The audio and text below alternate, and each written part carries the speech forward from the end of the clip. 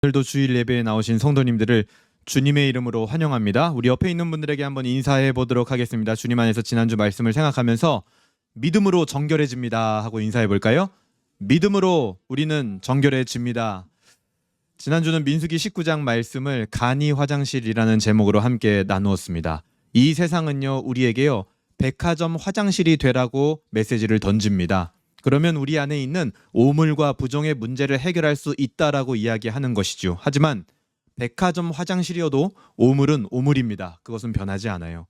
그래서 우리에게 진짜 필요한 것은 당장 내 안에 있는 이 시급한 오물과 부정의 문제를 해결해 줄 수 있는 간이 화장실이 더 귀한 것이고 우리에게 더 필요하다라는 겁니다. 예수님은요, 바로 우리에게 그런 존재가 되어 주신 겁니다. 우리의 부정의 문제를 해결해 주시기 위해서 기꺼이 간이 화장실같이 가볍고 쉬워 보이는 그런 믿음의 방식으로 우리에게 찾아오셨다라는 거예요. 여러분, 이 믿음의 방식이요, 얼마나 파격적인 방식인지 모릅니다. 내가 지금 핸드폰을 열어서 어플을 하나 켜는 것보다 이 믿음의 방식이 훨씬 더 간편한 방식인 거예요. 그 예수님 안에서 나의 부정의 문제를 그냥 넘기지 않고 해결하며 이제는 다른 사람의 부정의 문제를 함께 씻어주는 한 주가 되셨는지요? 오늘은 민수기 20장의 말씀을 양면 측정자라는 제목으로 함께 나누어 보도록 하겠습니다. 우리 따라해 볼까요? 양면 측정자. 여러분, 양면 측정자, 자를 말하는 거거든요. 자, 길이를 재는 자. 다들 한 번쯤은 보신 적이 있을 겁니다. 한쪽은 인치로 돼 있고 한쪽은 센티미터로 돼 있는 눈금이 그려진 자 보신 적이 있으시죠? 주로 이렇게 쇠로 돼 있지 않았나요? 그렇죠? 저도 어렸을 때 많이 본 기억이 나고, 또 그걸로 웃으신 분들은 이제 경험이 있는 거예요. 저랑 같은 경험을 공유하는 거예요. 그게 이제 길이를 재는 용도로 쓰일 때도 있지만 주로 저는 혼날 때 예, 경험이 없으시네요. 혼날 때 많이 쓰이기도 했다. 본 적 있죠? 우리가 한쪽은 센치, 한쪽은 인치로 되는 자. 그래서 한쪽을 센티미터로 재면서 동시에 인치가 얼마나 되는지 알 수 있기 때문에 굉장히 편리한 자입니다. 한 번에 두 종류 단위를 측정할 수 있기 때문이죠. 여러분, 인치가 뭔지 아세요? 인치? 그렇죠. 미국에서 쓰죠. 또 어디서 쓸까요? 영국에서 씁니다. 영미권에서 주로 쓰는데 인치는 이제 과학이 발달하기 이전에 사람의 신체를 기준으로 측정하던 측정법이에요. 그래서 인치라는 게 엄지손가락의 폭을 의미합니다. 그리고 1피트라고도 하죠. 1피트는 뭐예요? 발의 길이에요. 1야드라고도 하잖아요. 그렇죠? 그 야드는 어디냐? 코끝에서 팔끝까지의 길이. 그래서 사람을 기준으로, 사람의 신체를 기준으로 길이를 측정하던 방식이 인치 방식입니다. 처음에는요, 왕이 정했대요. 왕이 이렇게 손을 뻗어가지고 내 코에서부터 저 손끝까지가 한 야드로 해라. 그래서 그렇게 결정이 됐다고 합니다. 그런데 18세기 프랑스 혁명 이후에 사람들은요, 왕이나 사람이 아니라 과학이 기준이 되어야 된다라고 외치면서 이제 과학자들이 모여서 재기 시작했습니다. 지구의 곡선을 따라서 북극에서부터 적도까지의 길이를 잰 다음에 그거를 1000만분의 1로 나눠요. 그게 1m가 된 거예요. 네, 그 길이를 나눠서. 그렇게 센티미터가 태어나게 된 겁니다. 우리에게도 이와 같이 특별한 자가 다 각자의 마음속에 하나씩 있습니다.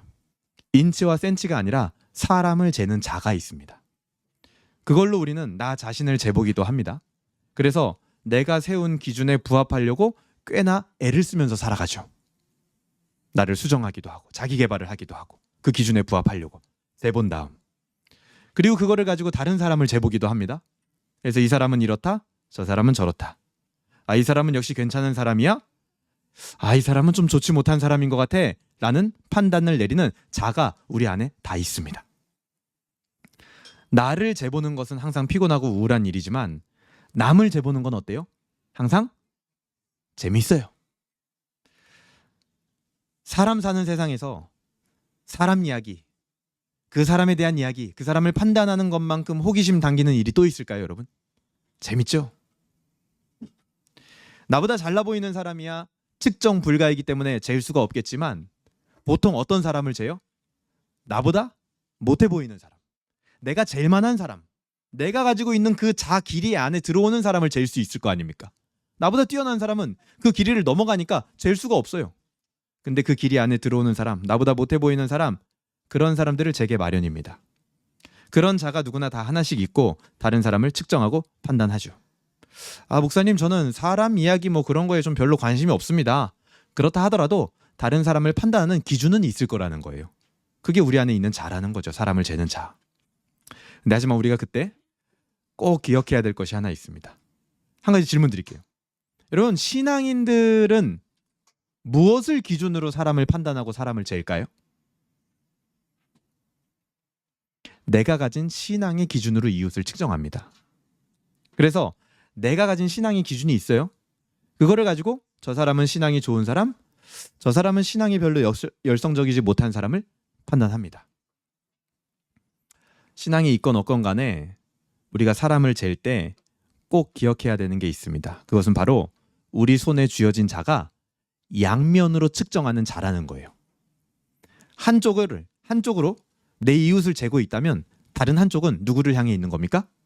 나를 향해 있는 거예요. 오늘 본문에 등장했던 모세도 그 자를 가지고, 자기 나름의 자를 가지고 이스라엘 백성들을 쫙 잽니다. 근데 모세의 신앙이 얼마나 뛰어납니까? 그 모세의 신앙의 기준으로 딱 보니까 이스라엘 백성들의 신앙은 어때요? 완전 처참한 거예요. 그래가지고 오늘 본문에서 모세가요, 이게 한글로 순화돼 있어서 그렇지 실컷 욕하고요, 화를 냅니다. 막 어떻게 신앙을 이런 식으로 하냐 막 이러면서 욕하고 막 화를 내요. 그 자로 딱 재보니까 한참 못 미쳤거든요. 그런데 그렇게 욕하고 화를 낸 뒤에 전혀 예상치 못한 일이 발생합니다. 자신이 쟀던 자의 한쪽 면이 자기를 향하고 있었다라는 것을 발견하게 되는 거예요. 그리고 하나님은 오히려 이웃을 재는 그쪽보다 나를 향한 그 한쪽 면에 훨씬 더 관심이 있으시고 그거를 중요하게 여기신다라는 거예요.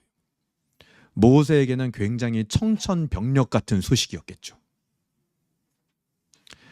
하나님이 중요하게 보시는 나를 향한 한쪽 면, 그것은 무엇일까? 오늘 본문을 통해서 그 기준을 발견하고 우리 안에 있는 측정자를 새로운 기준으로 거듭나게 하는 시간이 되기를 주님의 이름으로 소망합니다. 오늘 본문은요, 무리바에서 일어난 물 사건이 핵심입니다. 1절에 보시면 이렇게 나옵니다. 20장 1절 같이 읽어보겠습니다. 시작. 첫째 달에 이스라엘 자손 곧 온 회중이 신 광야에 이르러 백성이 가데스에 머물더니 미리암이 거기서 죽음에 거기에 장사되니라. 여기 지금 시간을 언제로 기록하고 있나요? 1절에? 첫째 달이래요. 첫째 달. 언제의 첫째 달일까요? 이 뒤에 벌어지는 성경의 이야기들을 종합해보면 이때가 광야에서 지낸 지 40년이 되는 그 마지막 해의 첫째 달이라는 걸 알 수가 있어요. 즉 광야가 끝나기 바로 직전, 1세대는 이제 거의 다 죽고 2세대만 살아남은 그 세대 교체가 되는 지점, 이게 민수기 20장 1절입니다. 그래서 이제 민수기 20장부터는요, 광야 생활의 마지막 1년 동안 있었던 일을 25장까지 쫙 보여줘요. 무슨 일이 있었을까? 마지막 그 1년 동안, 세대 교체가 되는 그 1년 동안 무슨 일이 있었을까? 그리고 이스라엘 백성들이 지금 어디에 있다고 얘기를 하고 있습니까? 1절에? 어디에 있대요? 1절 한번 보세요. 어디 있대요? 지명이 어디예요?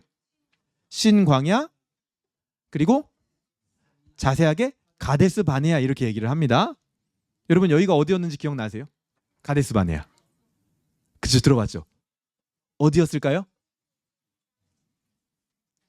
이스라엘이 가나안 들어가기 전에 정탐꾼을 보냈던 장소가 여기였습니다.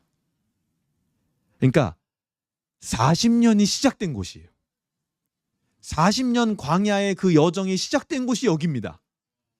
40년 돌아서 지금 여기, 그 1세대가 결정적인 반역을 저질렀던 그 장소에 2세대가 이제 도착을 한 거예요.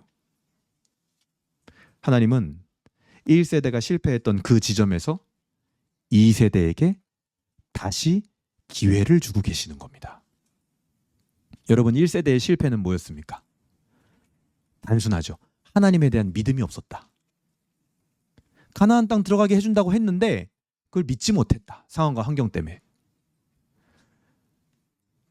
하나님이 기다리시는 이 세대는요, 단지 젊은 세대를 뜻하는 게 아닙니다. 단지 나이가 어리다고 다음 세대가 되고 이 세대가 되느냐? 아니에요. 1세대가 실패했던 그 믿음을 소유한 세대. 그 세대가 바로 다음 세대가 되고 2세대가 될 수 있는 겁니다. 그럼 이 가데스 바네아에서 하나님이 2세대에게 기대하시고 바라시는 그 믿음이란 도대체 무엇인가? 그걸 우리가 살펴봐야겠죠? 만약에 여러분이 이 2세대가 되어서 오늘 성경으로 들어가서 가데스 바네아에 도착했다. 2026년 여러분에게 이 가데스 바네아처럼 새로운 기회가 다시 주어졌다. 그러면 우리는 어떤 마음으로 2026년을 마주해야 할까요? 제가 작년 초에 이런 말씀 드린 적이 있어요.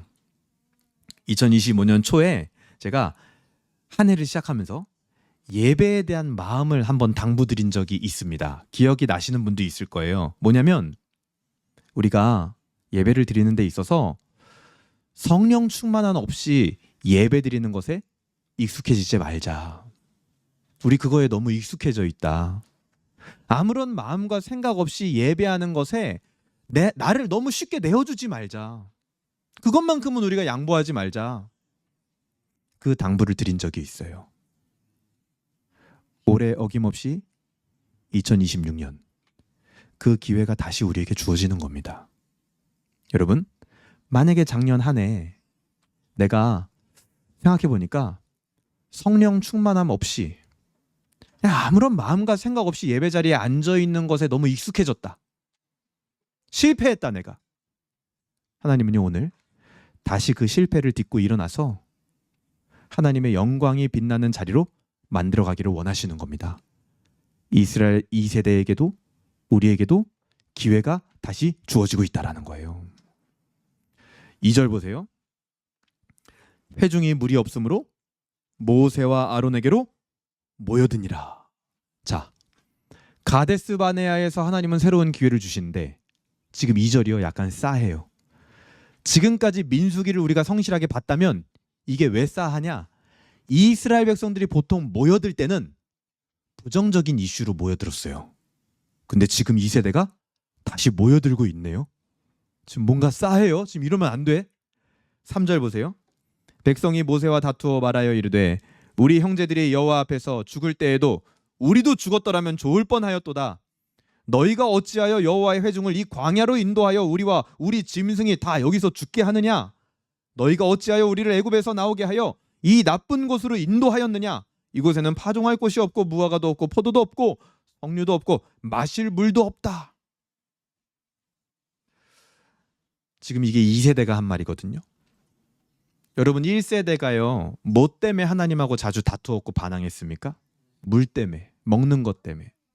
그리고 또 어떤 말을 많이 했었어요. 왜 광야로 데리고 와서 우리를 죽게 만드냐 막 이런 말도 많이 했죠. 그리고 또 어떤 말 했어요. 애굽으로 차라리 돌아가는 게 낫겠다 막 이런 말 하면서 하나님의 마음에 막 비수를 꽂았잖아요. 1세대가요. 그런데 지금 2세대가 어떻게 말하고 있습니까? 1세대의 언어를 그대로 답습하고 있어요. 엄마 아빠가 했던 말 그대로 하고 있는 거예요 지금. 정탐꾼 보고 때 기억나실 거예요. 1세대가요 상황을 나쁜 쪽으로만 바라봅니다. 2세대가 지금 1세대의 그 안목도 그대로 닮아 있어요. 상황을 바라보는 그 관점까지도 닮아버렸어요. 그래서 지금 그렇게 얘기하잖아요. 여기는 지금 파종할 곳도 없고 무화과도 없고 포도도 없고 석류도 없고 마실 물도 없다. 안목을 닮은 거죠. 지금 이 2세대를 보면서 여러분 어떤 마음이 드십니까? 여러분 영화 인터스텔라 보신 적 있으십니까?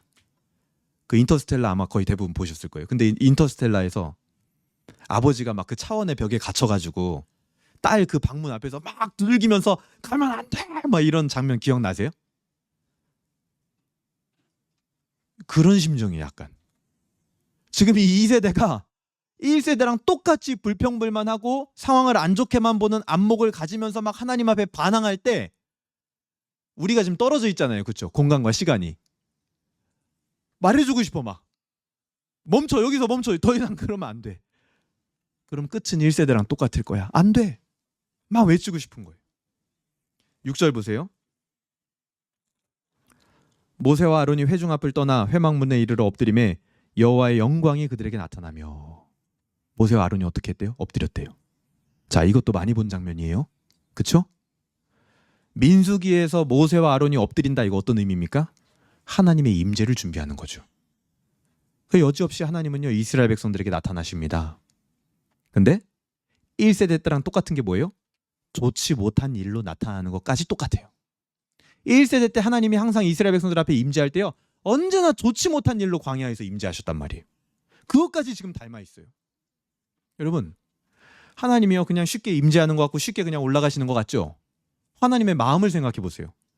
하나님이라고 항상 좋지 못한 일로 임재하는 것에 대해서 아무런 마음이 안 드셨을까요? 본문이 기록하고 있진 않지만 우리가 충분히 생각해 볼 수 있는 겁니다. 여러분, 참고로요, 이 하나님의 임재 이후에 하나님이 더 이상 이스라엘 백성들에게 임재를 안 합니다. 직접. 언제 나오냐? 그 다음 임재가 솔로몬 성전 건축하고 언약궤를 지성소에 안치할 때, 그때까지 다시는 하나님이 직접 임재하지 않으세요. 말씀은 주시지만. 그러니까 이 마지막 임재가요, 굉장히 귀중한 거잖아요. 근데 그 귀중한 시간이 별거 아닌 것으로 허비되는 것도 옛날하고 똑같아요. 지금 하나님이 나타나셔서 뭐라 그러시냐? 7절 보세요. 여호와께서 모세에게 말씀하여 이르시되, 8절, 지팡이를 가지고 너의 형 아론과 함께 회중을 모으고 그들의 목전에서 너희는 반석에게 명령하여 물을 나오게 해라. 네가 그 반석이 물을 내게 하여 회중과 그들의 짐승이 마시게 할지니라. 자, 하나님은요, 1세대의 언어와 행동과 안목을 그대로 답습한 2세대에게 물을 내어 주어라 명령을 하십니다. 하나님도 똑같은 거예요. 그러니까 여전히 하나님은 1세대 때처럼 2세대를요 붙들고 계시는 겁니다. 은혜로 어떻게든지 그들을 마시게 하고 먹이게 하시는 하나님으로 똑같아요. 그런데 이 지점에서 돌발 사건이 발생합니다. 그게 9절이에요. 모세가 그 명령대로 여호와 앞에서 지팡이를 잡으니라. 10절, 모세와 아론이 회중을 그 반석 앞에 모으고 모세가 그들에게 이르되, 반역한 너희여 들으라. 우리가 너희를 위하여 이 반석에서 물을 내랴. 모세가 지금 2세대를 향해서 뭐라고 그러고 있습니까? 반역한 너희여. 그리고 또 뭐라 그랬어요? 우리가 너희를 위하여 이 반석에서 물을 내줄까? 우리가 그렇게 해야겠냐? 지금 모세가요, 굉장히 이게 흥분한 어조입니다. 굉장히 분노하고 있어요. 그래서인지 모세답지 않게 뭐라고 했냐? 마치 자신과 아론이 직접 물을 낼 수 있는 것처럼 말하고 있는 거예요. 그리고 11절에 보면 뭐라고 말해요? 모세가 그의 손을 들어 그의 지팡이로 반석을 2번 치니.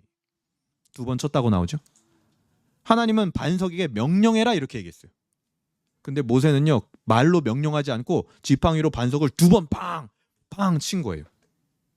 이게 지금 찰나의 짧은 순간이지만 모세에게 나타난 언어와 행동이요, 굉장히 거칠어져 있는 겁니다. 굉장히 극도로 분노하고 있는 거예요. 여러분, 모세와 아론은요, 1세대의 대표입니다. 그렇기 때문에 지금 보여준 이 모세의 태도는 개인적인 일탈로 볼 수도 있지만 단지 개인적인 일탈로 보면 안 돼요. 20장 자체가 세대와 세대 사이의 문제를 다루고 있거든요. 그러니까 모세의 모습은요, 1세대가 지금까지 잘못했던 그 반복되어졌던 잘못이 고스란히 모세를 통해서 지금 다 나타나고 있는 거예요. 하나님은 이런 모세의 모습을 뭐라고 평가하시냐? 12절입니다. 같이 읽어볼게요. 12절 시작. 여호와께서 모세와 아론에게 이르시되 너희가 나를 믿지 아니하고, 이렇게 평가하세요. 1세대가요, 가데스 바네아에서 하나님을 믿지 못했듯 동일하게 모세도 하나님을 믿지 못하고 있다라는 겁니다. 그 결과가 무엇입니까? 당연히 결과도 동일해요. 1세대는 어떤 결과를 얻었어요? 가나안에 못 들어가는 결과를 얻었죠. 모세도 동일한 결과를 얻어요. 뒤에 보세요. 12절 뒤에 내가 그들에게 준 땅으로 인도하여 드리지 못하리라 하시니라.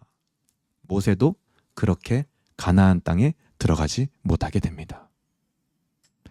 신명기 9장 24절 3절은요, 출애굽 1세대의 잘못을 딱 한마디로 요약을 합니다. 하나님의 명령을 거역했고 하나님을 믿지 않았다. 그래요? 아론과 모세를 포함한 1세대의 문제는 결국 뭐였냐? 하나님을 믿지 않는 거. 그러니까 이들에게 믿음이 없었다라는 거예요. 근데 여기서 이제 말하는 믿음은 구원의 여부를 결정짓는 믿음을 말하는 건 아니죠. 그들의 삶의 방식으로서의 믿음을 말하는 겁니다. 그러면은 모세는 아예 믿음이 없는 사람이었냐? 그건 아니었을 거예요. 그렇죠? 모세는 하나님이 가나안 땅을 우리에게 주실 것이라는 그 약속, 하나님이 물을 주실 수 있는 분이라는 그 확신 있었을 겁니다. 그런데도 불구하고 하나님이 네가 나를 믿지 못했다라고 말씀하시는 이유는 모세가 가지고 있는 이 확신이 하나님이 원하는 종류의 믿음이 아니었다라는 거예요. 가나안 땅에 들어가기에 적합한 믿음이 아니었다라는 겁니다. 모세가 가진 확신, 그거를 원하지 않아요. 하나님은. 하나님이 원하는 믿음은 뭐냐? 하나님이 거룩하신 분이라는 것으로부터 시작되는 관계성을 기반으로 한 믿음, 즉 다른 표현을 하면 신뢰입니다. 신뢰. 하나님은 확신보다 이스라엘 백성들에게 신뢰를 원하고 계시는 거예요. 이 확신과 신뢰 둘 다요 믿음으로 표현될 수 있습니다. 성경에서. 근데 하지만 확연히 달라요. 우리도 마찬가지예요. 우리는 종종 무언가를 확신하는 그 믿음에 함몰될 때가 굉장히 많습니다. 예를 들어서 성경을 봐요. 그럼 성경의 진리의 명제들이 참 많죠? 확신합니다. 그거 확신 안 하는 사람은 어디 있어요? 예수님 믿으면 다 확신하죠. 성경의 진리의 명제들을. 그러나 그것을 내게 이루실 하나님을 신뢰하지 못하는 경우가 얼마나 많냐고요. 그렇죠? 분명히 다르죠? 확신하지만 신뢰하지 못하는 경우가 있다 없다? 있어요. 우리에게도 삶에서 신앙 안에서 그런 경우가 얼마나 많습니까? 그게 문제라는 거예요. 확신은 가졌지만 신뢰는 없는 믿음. 그 믿음은 더 나아가서 하나님이 원하시지도 않지만 반드시 문제를 일으켜요.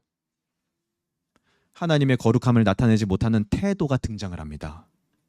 이스라엘을 향한 분노의 말, 막 과격한 행동, 모두 다 확신만 가진 자에게 종종 드러나는 특징이에요. 여러분 한번 생각해 보세요. 나 자신과 내 주변을 한번 둘러보세요. 가끔 과격한 막 분노의 말을 하고 과격한 행동을 하는 사람이 있습니다. 대부분 확신에 사로잡혀 있어요. 그렇기 때문에 과격한 말을 하고 분노를 할 수 있는 겁니다. 오늘 모세도 마찬가지인 거예요. 그 태도 때문에 물을 나오게 해주는 분이 하나님이라는 것을 드러내지 못해요. 확신의 믿음은 있는데 물을 나오게 해주는 분이 하나님이라는 것을 소개하지 못합니다. 너무나 과격한 태도가 나오니까. 이것이 바로 저 깊숙한 곳에 숨겨져 있던 1세대의 근원적인 문제였다라는 거예요. 이거를 하나님이 뭐라고 하는 거예요? 너희가 나를 믿지 아니하였다. 신뢰하지 않았다. 확신은 있었을지 모르나. 우리는 이 모세의 분노 속에서 우리의 모습을 발견하게 됩니다. 여러분 어떻습니까? 우리도요 그런 경험이 있으세요? 막 참을 수 없이 분노가 일어났을 때 막 도저히 못 참겠어. 도대체 이 사건은 주로 언제 그러십니까, 여러분? 막 내 거룩함이 침범당했을 때? 아니에요. 사람이 극도로 분노할 때는 언제냐면 나이가 많고 적고를 떠나서 내가 옳다고 생각하는 것이 무시당했을 때입니다. 내 마음속에 이것은 옳은 것이야. 그것을 분명히 확신하고 있어요. 근데 그거를 무시당했을 때, 그것을 침범당했을 때 사람은요 가장 극도로 분노합니다. 그때 하나님의 거룩함을 드러내는 것보다도 반석을 2번 쳐서라도 거친 말을 해서라도 나의 확신과 옳음을 지키려고 해요. 모세의 분노 속에서 우리의 모습을 발견하게 되는 거죠. 여러분 이 뒤로 쭉 가서요 24절 한번 보시겠어요? 24절 같이 읽어볼까요? 24절 시작. 아론은 그 조상들에게로 돌아가고 내가 이스라엘 자손에게 준 땅에는 들어가지 못하리니 이는 너희가 무리바 물에서 내 말을 거역한 까닭이니라. 이렇게 말하죠. 아론과 모세가 가나안에 들어가지 못한 이유, 하나님은요, 너희가 무리바 물에서 내 말을 거역했다 이렇게 말씀하세요. 여기서 거역했다라는 말이 원어로 보면요, 10절에서 모세가 이스라엘 백성들에게 막 흥분해가지고 반역한 너희여 막 이랬잖아요. 하나님이 모세와 아론에게 너희가 나를 거역했다라는 이 말하고 모세가 이스라엘 백성들에게 반역한 너희여 한 말하고요, 똑같은 단어입니다.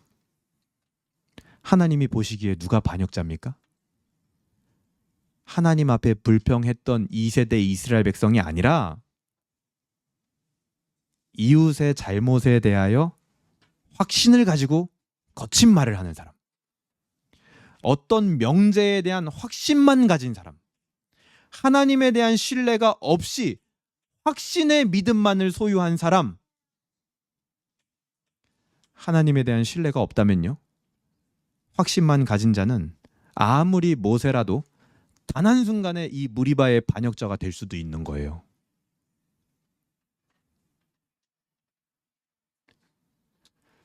사실 이 둘은 긴밀히 연결되어 있습니다. 하나님을 신뢰하지 못하면요, 이웃의 잘못을 확신에 차서 비판하는 태도로 살게 돼요. 반대로 하나님을 신뢰하는 사람은요, 이웃의 잘못에 대해 확정적으로 비판하지 못합니다. 왜요?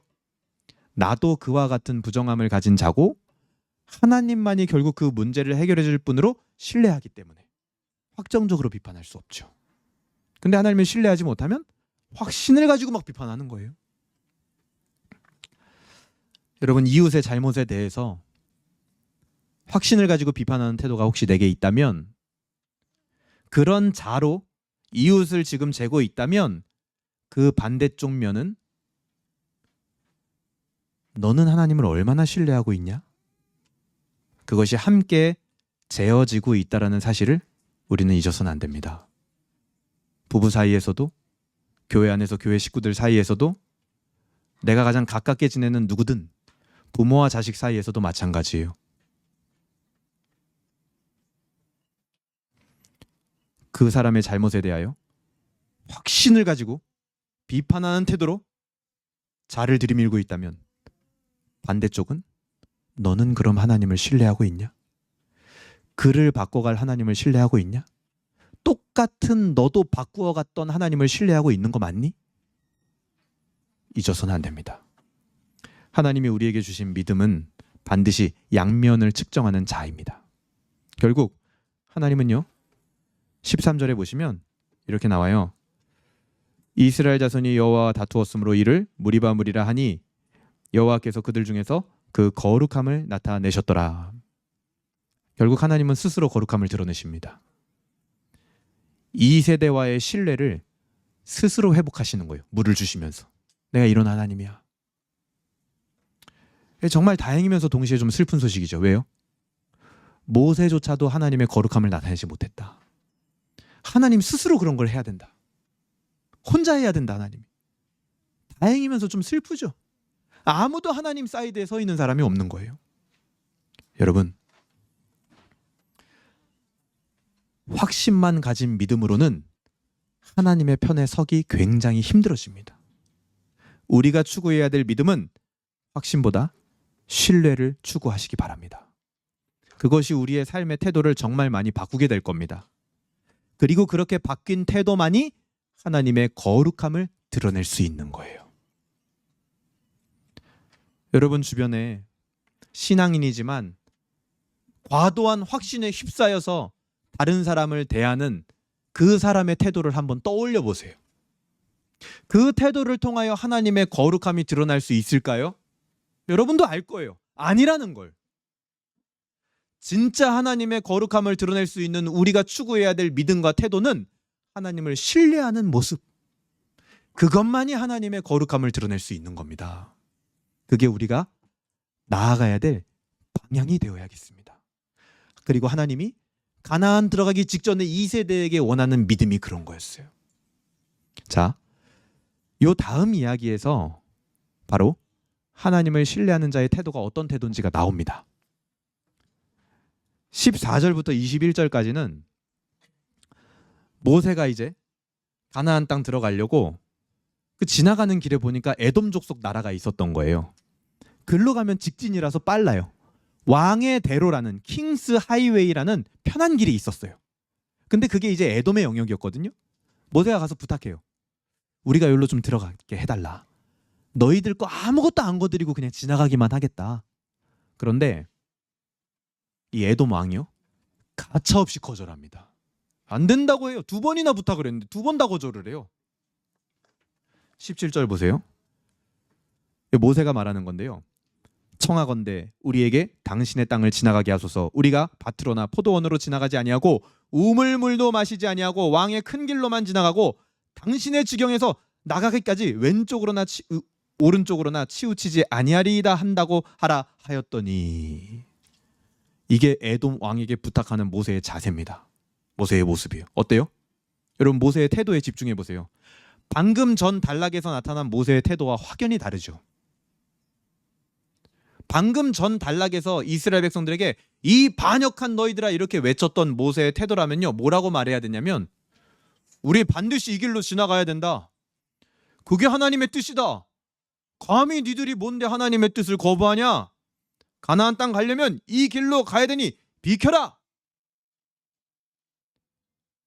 근데 이제 그런 유의 확신이 모세에게서 보이지 않죠. 그런 과격한 행동이 보이지 않죠. 전쟁도 불사했을 거예요, 만약에 확신에 사로잡혀 있었다면. 근데 모세는 이제 겸손하게 부탁하는 태도가 나타납니다. 이게 바로 하나님을 신뢰하는 자의 태도예요. 그러니까 모세가 이 과정을 겪으면서 하나님을 신뢰해야 되는구나라는 걸 깨달은 거예요. 그래서 그의 태도가 바뀐 거죠. 확신은 사라졌을지언정 하나님을 향한 신뢰는 더욱더 깊어진 겁니다. 그리고 거기서 하나님의 거룩함이 드러나는 거예요. 자, 21절 봅시다. 21절 같이 읽어볼까요? 시작. 에돔 왕이 이같이 이스라엘이 그의 영토로 지나감을 용납하지 아니하므로 이스라엘이 그들에게서 돌이키니라. 끝내 길은 열리지 않았네요. 그리고 모세는 돌아갈 수밖에 없었네요. 더 빨리 갈 수 있는 왕의 대로가 있었지만 모세는 기꺼이 그 길을 포기합니다. 왜요? 자신들을 어김없이 가나안 땅으로 인도하실 하나님을 신뢰하기 때문에. 40년만 이 광야에 있을 거라고 말씀하셨던 그 하나님을 신뢰하기 때문에 그 빠른 길을 얼마든지 포기할 수 있는 거예요. 만약에 하나님을 신뢰하지 못하고 오직 가나안으로 간다라는 확신만 있었다면 어땠을까요? 에돔과 당장 전쟁이라도 했겠죠. 그러면 거기서 하나님의 거룩함은 드러나지 않을 겁니다. 신명기 2장 4절에 보면 하나님이요, 이스라엘이 에돔과 다투지 않기를 원하셨다라고 기록되어 있어요. 그러니까 다투지 않아야 하나님의 영광과 거룩함이 드러나는 거예요. 확신만 가졌다면 다투었을 겁니다. 근데 하나님을 신뢰하기 때문에 다투지 않았고 그것을 통하여 하나님의 영광과 거룩함이 지금 드러나고 있는 거예요. 하나님을 신뢰했기 때문에 빠른 길을 포기할 수 있었고, 하나님의 말씀 따라 다투지 않을 수 있었고, 하나님의 거룩함이 결국에는 나타날 수 있었다라는 거죠. 그리고 22절부터 29절까지 마지막 단락은요, 드디어 1세대의 큰 지도자 중에 한 명이었던 아론의 죽음이 나옵니다.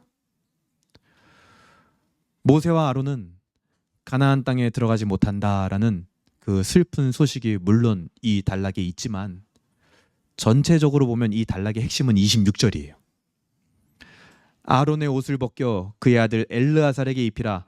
아론은 거기서 죽어 그 조상에게로 돌아가리라. 아론은 죽었어도 아론의 대제사장 직분은 누구에게 이어진다? 그 아들 엘르아살에게 이어진다. 이 죽음의 사건에서 보여지는 게 뭡니까? 1세대에서 2세대로 이어지는 모습을 보여주고 있는 거예요. 이스라엘이 지금 여전히 부족하지만 그래도 아직 끝나지 않고 나아가고 있다는 걸 보여주는 거예요. 여러분, 우리의 신앙의 발전도 이와 같아야 됩니다. 신앙생활을 하다 보면 어느새 나만의 확신에 사로잡힐 때가 많아요. 이게요, 신앙의 연수가 더해져 갈수록 그 위험성이 크더라고요. 제가 보니까. 저도 그래요. 저도. 나만의 이상한 확신과 기준들이 너무 많이 생겨 있어요. 어느새 돌아보면. 그리고 그걸 가지고 남을 막 잽니다. 그러니까 거기서 하나님의 거룩함이 안 드러나죠. 우리가 그럴 때가 있다라는 거예요. 다 우리 모두가. 그런데 이 이스라엘처럼 우리도 마찬가지. 그 확신에서 머물지 말고 그 확신에서 벗어나서 하나님을 신뢰하는 믿음에까지 우리가 나아가야 될 줄로 믿습니다. 여러분, 이 말씀을요, 오늘 우리 자신에게 적용해 보기를 소망합니다. 우리는 우리가 옳다라고 확신하는 지점에서 때로는 가장 잔인해지고 극도로 분노합니다. 그때는요, 과격한 말과 행동이 거침없이 쏟아져 나와요. 작년 초에 금요일 기도회 때 우리가 나누었던 팀 켈러의 내가 만든 신이라는 책을 여러분 아실 겁니다. 거기서 이렇게 말해요. 우리의 과도한 분노, 그러니까 크리스천들에게, 사람들에게 나타나는 과도한 분노는 단순한 감정의 문제가 아니다. 그것은 내 안에 있던 우상이 위협받을 때 나오는 신호다, 이렇게 진단을 합니다. 왜 내가 과도하게 분노한대요? 내 안에 있는 우상이 위협을 받을 때 그것을 지키기 위하여 나타나는 신호가 뭐냐? 과도하게 분노하는 방어기제가 등장한다라는 거예요. 즉, 우리 안에 있는 분노를 일으키는 내가 옳다라고 생각하는 그 지점, 자기 확신, 그것은 충분히 우리의 우상이 될 수도 있다라는 거죠.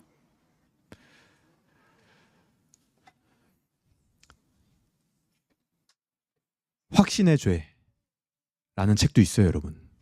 확신의 죄. 그 책에서는요, 많은 그리스도인들이 하나님을 신뢰하는 것보다 자신의 신념에 대한 확신에 집착하고 올바른 믿음을 그저 흔들리지 않는 지적 확신, 교리적 정답으로 오해하는 경향이 있다라고 책에서는 지적을 합니다. 그리고 그것은 충분히 우리의 우상이 될 수 있으며 그 우상이 건드려졌을 때 우리는 불같이 분노한다라고 똑같이 진단을 해요. 그래서 그 확신이 때로는 죄가 될 수도 있다라는 거예요. 여러분 어떻습니까?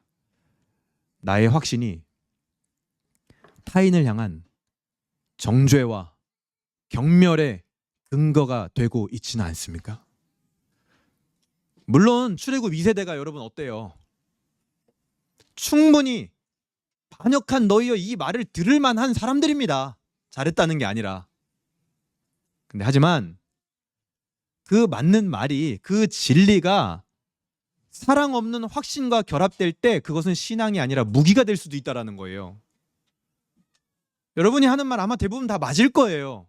근데 사랑 없는 확신과 그 진리가 결합되면 신앙이 아니라 무기가 된다고요. 무기. 오늘 본문은 우리에게 질문하고 있습니다. 하나님을 신뢰하고 있느냐? 아니면 당신의 확신을 숭배하고 있느냐? 누군가를 향해 쏟아내는 거친 말과 확신에 찬 비판은요, 하나님의 거룩함을 위한 것인가? 아니면 위협받는 나의 우상을 지키기 위한 방어 기제인가? 나의 확신이 이웃을 향한 경멸로 이어진다면 그것은 신앙이 아니라 우상 숭배입니다. 우리는 그런 확신을 의심해야 돼요. 그런 의심은 우리 신앙생활에 꼭 필요합니다. 그런 의심은 오히려 우리의 신앙을 성장하게 하는 동력이 될 거예요. 그리고 그런 의심은 나의 분노를 잠재우고 내 앞에 놓인 양면 측정자를 드디어 발견하게 만듭니다. 그리고 생각하게 하죠. 남을 재는 것보다 나를 향한 한쪽 면을 보면서, 아, 그럼 나는 정말 하나님을 신뢰하고 있었나? 그때 비로소 생각을 해보는 거예요. 그리고 그때 깨닫죠. 아, 내가 하나님을 신뢰하지 못하고 있었구나. 내가 판단하고 정죄하던 그와 내가 다를 바가 없구나. 그거를 그때 깨닫는 거예요. 의심해 볼 때, 나의 확신을 의심해 볼 때. 모세도요, 그렇게 변화되었습니다. 하나님에 의해서 이스라엘 백성이 반역자가 아니라 너가 반역자야 라는 말을 듣고 자기가 지금 사실 이 앞에 있는 자기가 욕했던 그 2세대와 내가 다를 바가 없다라는 것을 경험적으로 알게 됐어요, 모세가. 그때 모세의 태도가 변화됐죠. 그러니까 에돔 왕에게는 다른 태도로 대할 수 있는 거예요. 여러분, 예수님은요, 모세와 같이 불완전한 분이 아니었습니다. 유일하게 온전한 인간이었단 말이에요. 그리고 온전한 믿음을 소유한 분이었어요. 그런데 그런 예수님도 겟세마네 동산에서 자신의 모든 확신을 다 내려놨어요. 죄인의 입장이 되어서 죄인의 위치에 서셨습니다. 그리고 십자가에 달리셨죠. 그러니까 우리가 십자가를 지고 예수님을 따른다라는 게 그런 의미인 거예요. 내 확신을 내려놓고 죄를 짓고 있는 그 사람의 입장이 되는 거, 그게 십자가를 지는 겁니다, 여러분. 그 십자가를 져보면 그때 비로소 알게 됩니다. 그와 내가 다를 바가 없다라는 거. 내가 그와 동일한 죄를 짓고 있지 않았던 이유는 오직 하나다. 앞에 보세요. 내가 그와 동일한 죄를 짓지 않고 있던 이유는 오직 하나. 뭔지 아십니까? 그 사람과 동일한 위치와 상황이 아니었기 때문에 나는 그 죄를 안 짓고 있는 거예요. 여러분 그거 아세요? 그래서 나에게는 위치와 상황이 다르다 보니까 그 사람이 받았던 유혹과 실책에서 나는 면제되고 있었을 뿐이라는 거. 그거를 십자가를 져보면 알게 돼요. 그러니 우리가 누구를 욕할 게 아니에요. 나는 오히려 그 사람하고 다른 상황과 위치였기 때문에 그 사람이 겪는 유혹과 실책에서 그냥 면제되고 있을 뿐이라는 거예요. 근데 내가 그 위치에 가잖아요. 나도 똑같은 유혹과 실책을 반드시 겪게 되어 있습니다. 복음은 십자가를 진다는 것은 우리를 그렇게 남을 정죄하는 자기 확신의 세계에서 우리를 건져내는 것입니다. 오늘 말씀을 우리가 구체적으로 어떻게 적용해 볼 수 있을까요? 내가 가진 신앙적 확신이 이웃을 향한 정죄를 낳고 있지는 않는가 생각해 봐야 될 것입니다. 그것은 나의 옳음을 숭배하고 있다는 증거예요. 내 주변에 있는 믿는 자건 믿지 않는 자건 내가 만약에 그를 확신을 가지고 정죄하고 있다면 나의 옳음을 숭배하고 있다는 거죠. 우리의 가데스 바네아에서 우리는 이걸 버려야 됩니다. 두 번째, 오늘 하나님이 원하셨던 믿음은 명제에 대한 어떤 확신이 아니라 하나님을 신뢰하는 관계성으로서의 믿음을 원하셨어요.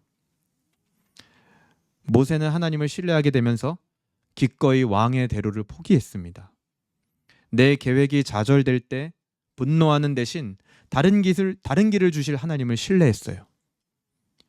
겸손한 포기가 하나님의 거룩함을 드러내는 가장 강력한 수단이 되기도 한다는 거. 하나님을 신뢰하기 때문에 내가 겸손히 포기해야 될 것은 무엇인가? 세 번째,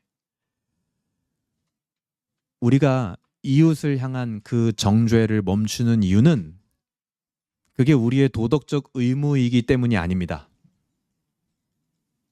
남을 비판해서 얻는 얄팍한 만족보다 하나님을 신뢰할 때 맛보는 기쁨이 더 크기 때문에 그거를 멈추는 거예요. 그러니 실패하고 실수하는 그 이웃의 입장이 되기 위해 내가 정죄하는 그 사람의 위치에 나를 세우고 십자가를 지는 거는요, 희생이 아니라 기쁨의 여정을 시작하는 거예요. 이번 주 동안 내가 정죄하고 비판하던 그 이웃의 위치에 나를 세우기 위하여 내가 져야 할 십자가는 무엇인지 기도해 보시기 바랍니다. 오늘 말씀이 우리 교회에 주는 소망은 무엇입니까? 2026년 우리는 다시 모두가 가데스 바네아에 서 있습니다. 과거의 상처와 비난의 언어를 버려야 돼요. 하나님의 거룩함을 우리 안에서 나타나는 겸손과 환대와 이해하는 것으로, 신뢰하는 것으로 증명해내시길 바랍니다. 아론의 실패가 엘르아살의 계승으로 이어졌듯이 우리 한계 너머에서 일하시는 그 하나님을 신뢰할 때 교회는 멈추지 않고 전진하게 될 겁니다. 말씀을 정리하겠습니다. 하나님의 마음은 명확합니다, 여러분. 우리가 나의 옳음을 증명하는 투사가 되기보다는 하나님의 선하심을 전적으로 신뢰하는 자녀가 되기를 원하십니다. 여러분, 신앙생활 하면서요, 막 투사같이 그렇게 살기를 원하시는 게 아니에요. 때로는 투사같이 살 필요도 있겠죠. 하지만 그 밑에는 뭐가 있어야 돼요? 하나님을 전적으로 신뢰하는 자녀됨이 먼저 있어야 되는 거예요. 내 안에 막 이웃을 재려고 하는 그런 마음이 들 때 우리 앞에 놓인 잔은 양면이라는 것을 항상 기억하십시오. 오히려 그때마다 나는 하나님을 신뢰하고 있는가? 질문하는 기회로 삼으세요. 이웃에 대하여 뭔가 정죄하는 마음이 들고 확신적으로 막 비판하고 싶고 막 그런 재려는 마음이 들 때 그때마다 나는 하나님 신뢰하고 있나? 나에게 스스로 질문을 던지는 기회로 삼으시라는 거예요.